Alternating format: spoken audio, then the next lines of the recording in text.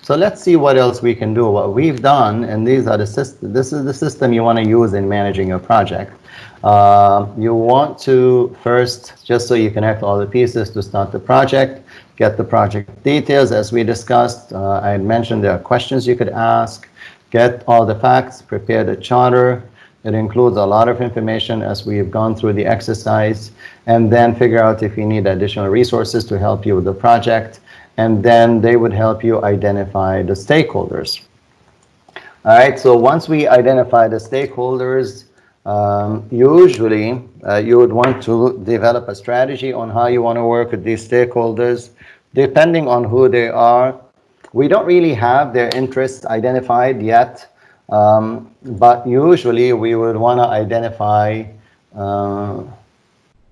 their position or how much power they have and how much they could affect our project. Those things are really important to know. So we don't want to just identify, we want to analyze. You may not be able to analyze them yet fully because you still need to meet with them and understand how they're thinking. So later on, as you engage with them, you'll try to understand their mindset. Okay, so if you want, you can put your strategy for how to work with that specific stakeholder over here.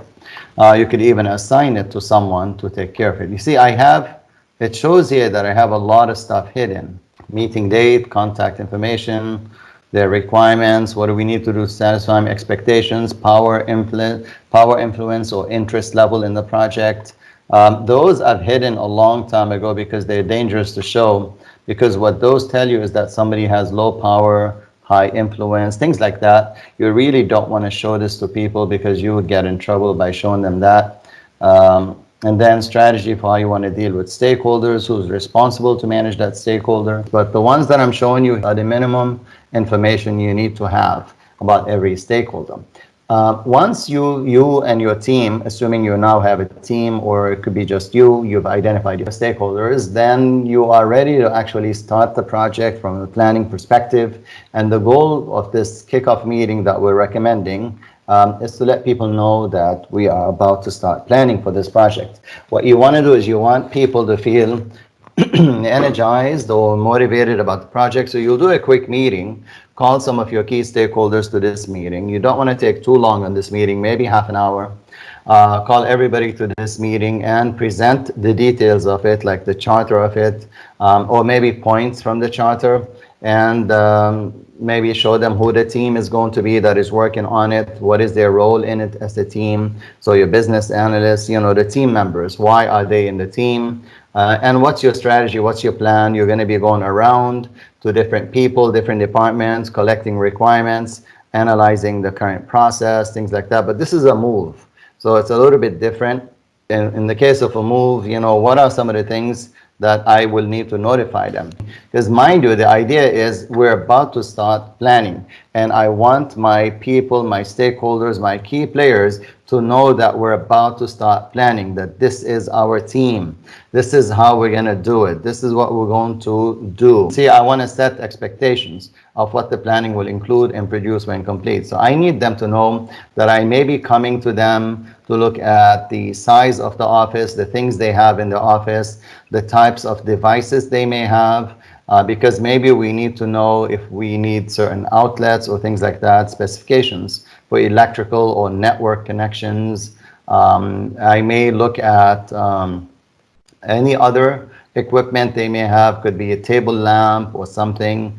So I need to see these things. I also need to see for those who have any form of, let's say, disability or impediment. Maybe they use wheelchair or something. Maybe we need to have wider space for them. So we will go around to understand these types of things. And we can also in the kickoff, so in the kickoff meeting, you need to tell them that. You need to tell them who's the team that's going to help with this. You need to be clear on timing, when you might be doing these things. So let them know for different departments when you might be visiting over there.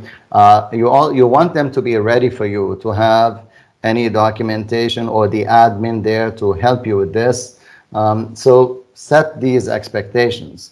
The fact that they know you're about to start this will give you a better edge. Starting without anyone knowing about it usually leads to a cold response from people. Now, we do kickoff meetings at the beginning of planning. We also do it at the beginning of execution. But at the beginning of execution, it means the plan is done. But at this point, we don't have our plan, and we're going to go and collect requirements. We need them to expect us to be coming. It's like you're visiting another family, you call them and you say, we're going to visit, we'll be there at 6 p.m., right? You don't just show up at their door. You can if they're family, that's fine.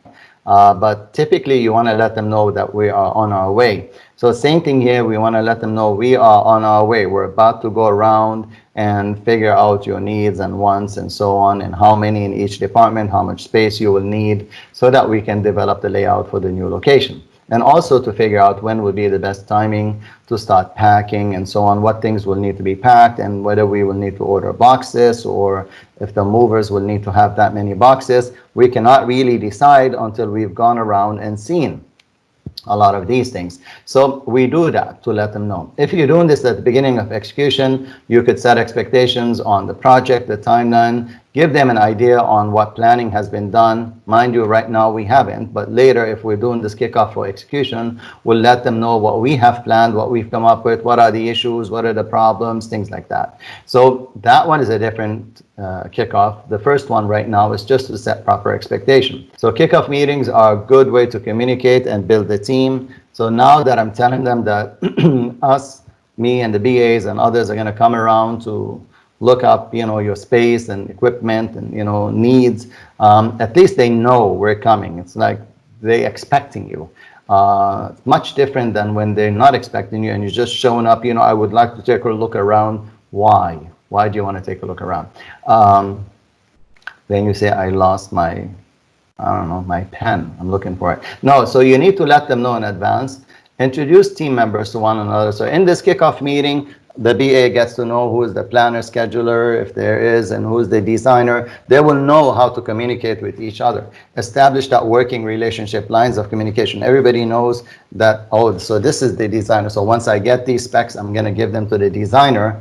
And like the admin will know, once that admin goes and collects all information about location of the desk, where they want to be, then that admin gives the information to the designer. Designer will plot the information, but designer knows other people on the team who have collected these specifications.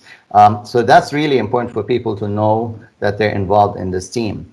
Set the team goals and objectives, could be the timelines, or, let's watch out for safety. Our goal is that nothing gets damaged, and for that we need to do this. And we need to collect requirements pertaining to that. Give them an update on what information we have so far, project status or plans. At this point, all we have is the team, we have the expectations, we have the charter. Identify any problem areas that we know of. So for example, if we know that the lease is ending on a specific date, which is a very tight time frame, then we let them know that, tell them that, we really don't have any more time than this. Or maybe the problem areas could be that we have a couple of offices that have been locked, or they are being locked for a specific operational reason, and so that's going to be tough. We may have to guess those. And then put different responsibilities and accountabilities, let them know who's responsible for what. A lot of times this is an agreement, commitment that is happening in that room, and get commitments from them. Let them acknowledge, all right? So there is a lot of benefit to this kickoff meeting. You want to know the team. You want to know who else is involved here. People need to know that, oh, it's this other person they're involved. It's like knowing the A team, you bring them together. This is going to take, this guy's going to do this, he or she will do that. You just get to know the rest of the team. It's really important. Otherwise, you're the only one who's seeing everything, and that's not really going to do a lot of good for you. You want others to be aware of what's going on. So yeah, I think they will always be useful, kickoff meetings. Some organizations have meetings, but they're a waste of time. They're just mostly about food, coffee, which nothing wrong with that, except that, I want my project to be successful, so I want people to be excited about my project. I want to energize them. See, I would do two kickoff meetings. I'll do one at the beginning of planning, so people know to expect me when I come there, and they're more supportive and can provide information to me. And then once I'm done with planning, I will do another kickoff meeting because this time there will be other stakeholders involved. Once I've done my planning and everything, I could already have a contractor by then, And just before execution, I will have this other kickoff meeting and say, we're about to start implementing this, or the move is actually going to start. These are the movers. This is your key point of contact in case of any concerns with regards to safety. This is who you will talk to in case of concerns to IT. If you have any questions, this is who you should talk to. This is, you know, so that you have less problems when you're actually executing the move. So 2 kickoff meetings need to be done before you start collecting requirements and such, before you start planning, and then another one before you start actual implementation or moving or execution of your project. All right, and it will do a lot of good. All right, we are done with initiation, and this takes us into planning.